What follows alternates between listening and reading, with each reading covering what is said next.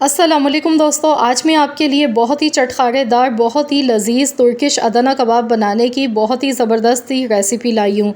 कबाब तो आपने कई दफ़ा कई तरीक़ों से बनाए होंगे, लेकिन ये कबाब मेरे कहने पर ज़रूर बनाकर देखिएगा। इंशाअल्लाह ताला आपको ये कबाब बहुत ही मज़े के लगेंगे।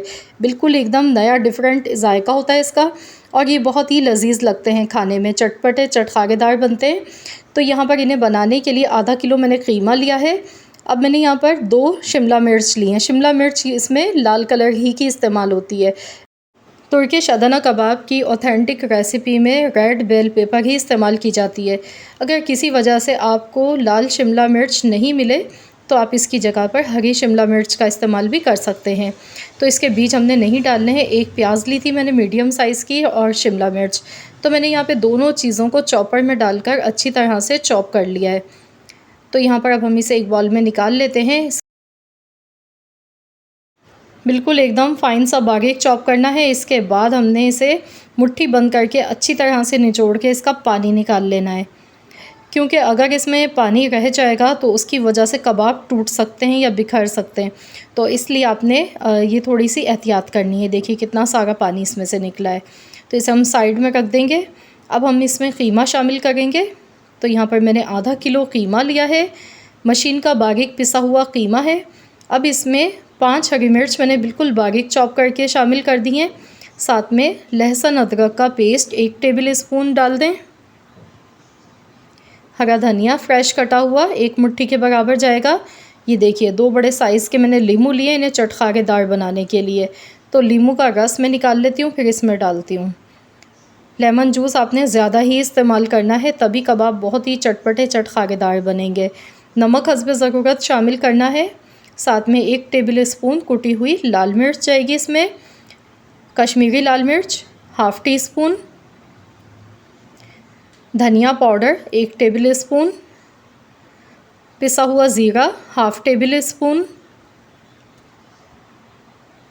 पिसा हुआ गरम मसाला पाउडर 1 टेबल स्पून। अब इसमें इन कबाब को जूसी बनाने के लिए तकरीबन 2 टेबल स्पून के करीब मैंने घी डाला है इसमें, क्योंकि जो मैंने यहाँ पर कीमा इस्तेमाल किया है इसमें फ़ैट बिल्कुल भी नहीं थी।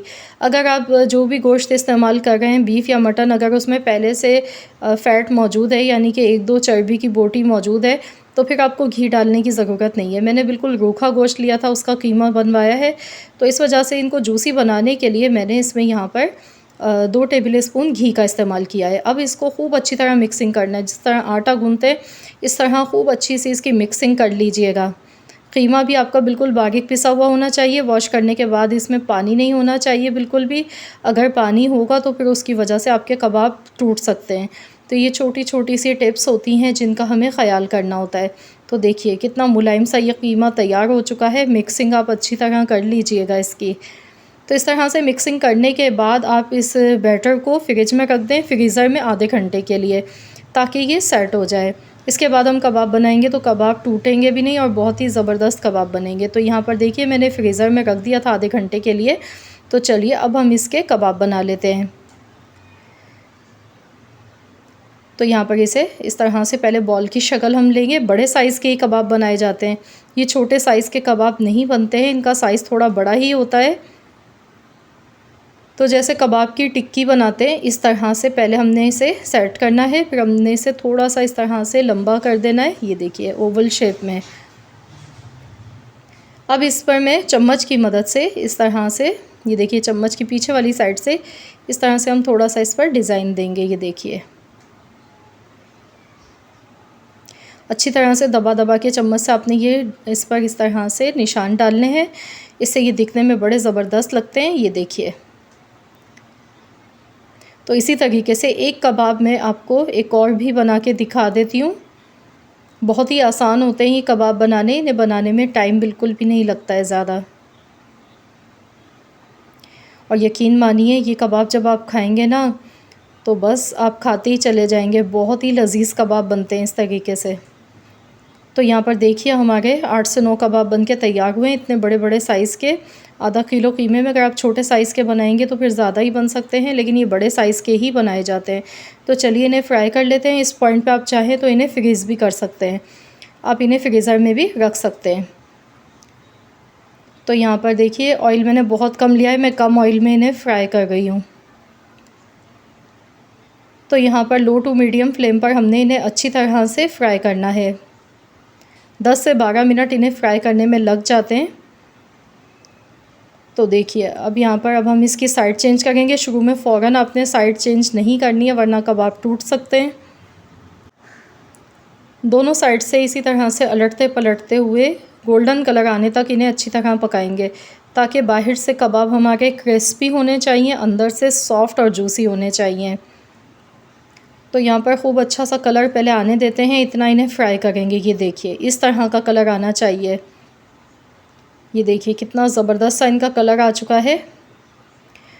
तो यहाँ पर कबाब फ्राई हो चुके हैं। तो चलिए अब मज़ीद और हमने एक छोटा सा काम और करना है। यहाँ पर 2 टेबल स्पून ऑयल लेना है, एक प्याज लेनी है, 2 से 3 हरी मिर्च लेनी है।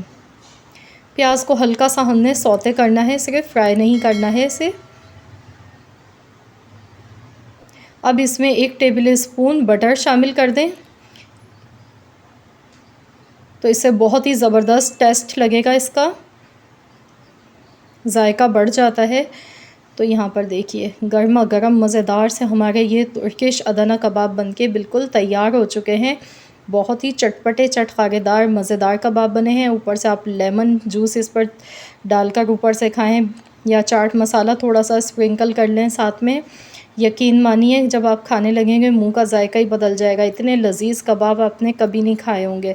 बहुत ही मज़े के कबाब ये बनते हैं। तो ज़रूर आप लोग ये कबाब की रेसिपी भी लाजमी ट्राई कीजिएगा। इस ईद पर मेहमानों के लिए बनाएं या अपनी फैमिली के लिए बनाएं, ज़रूर बनाएं, एंजॉय करें। तो देख सकते हैं आप कितने बेहतरीन कबाब हमारे ये बनके तैयार हुए हैं। आई होप कि आप सबको मेरी आज की ये वीडियो ज़रूर पसंद आई होगी। अगर आपको मेरी रेसिपी पसंद आई है तो प्लीज़ इस वीडियो को लाइक कर दें, शेयर कर दें। चैनल पर नए हैं तो चैनल को भी सब्सक्राइब कर लें। मिलते हैं इंशाअल्लाह ताला नेक्स्ट रेसिपी के साथ। तो जब तक के लिए अल्लाह हाफ़िज़।